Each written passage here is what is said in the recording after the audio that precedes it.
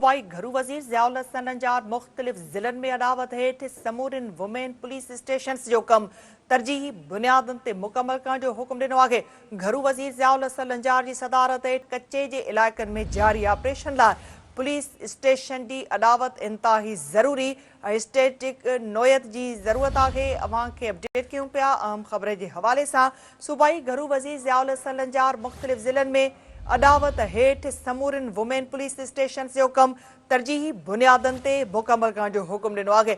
घरू वज़ीर ज़ियाउल हसन नंजार जी सदारत हेठि पुलिस खाते में जारी तरक़ियाती स्कीमुनि जे हाणोकी सूरत हाल बाबति जाइज़े वारो इजलास थियो आहे। इजलास दौरान IG सिंध ADP हेठि जारी स्कीमुनि जी सूरत हाल फंडनि ऐं पेश ईंदड़ रुकावटुनि बाबति तफ़सीली ब्रीफिंग ॾिनी। सूबाई घरू वज़ीर ज़ियाउल हसन नंजार मुख़्तलिफ़ ज़िलनि में अदावत हेठि समूरिन वुमेन पुलिस स्टेशन्स जो कमु तरजीही बुनियादनि ते मुकमल करण जो हुकुम ॾिनो आहे। इन इजलास जा वधीक अपडेट्स मालूम करण लाइ असां राब्तो कयो आहे कराची में सिंध TV न्यूज़ जे रिपोर्टर अब्दुल ख़ालिक मंगी सां। ख़ालिक, अपडेट कजो हीउ जेको इजलास थियो आहे।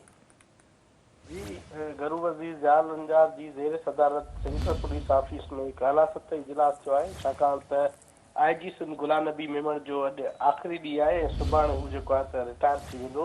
इन हवाले सां हीउ जेको आला सतह इजलास थियो आहे जंहिंमें जेको आहे त ऑफिसरनि जेको आहे त शिरकत कई आहे, जंहिंमें मां अव्हांखे ॿुधायां त IG सिंध उन सां गॾोगॾु additional IG Karachi finance and works operation and training DIGs AIGs ऐं सुप्रीडेंट इंजीनियर्स पुलिस पारां हिन इजलास में शिरकत कई आहे। जॾहिं त घरू वज़ीर जो इहो चवणु आहे त जेका बि स्कीम आणींदी उहा 10 मिलियन रुपए खां जेका मान्यता आहे उन खां घटि न हूंदी। जॾहिं त घरू वज़ीर इहो बि चयो आहे त कचे वारे इलाइक़नि में जेका ऑपरेशन आहे उहा बि जारी रहंदी ऐं उनजे लाइ जेके फंड्स आहिनि उहे बि रखिया विया। जॾहिं त वज़ीर दाख़िला इहो बि चयो त ग्रेड 16 खां 20 ग्रेड ताईं जेके पुलिस ऑफिसर आहिनि उन्हनि जी रिहाइश लाइ 4 मरहलनि में हिकु मुश्तमिल जामिया स्कीम जेका आहे उहा तयारु कई वेंदी। जॾहिं त घरू वज़ीर जो इहो बि चवणो त कचे जे इलाइक़नि में पुलिस स्टेशन तामीर थींदियूं ऐं हुन इहो बि चयो त जेके कचे वारा इलाइक़ा आहिनि उते नवनि जेका ठाणा आहिनि उन्हनि जी बि ज़रूरत आहे। जॾहिं त पुलिस ट्रेनिंग सेंटर में जारी तरक़ियाती स्कीमुनि बाबति बि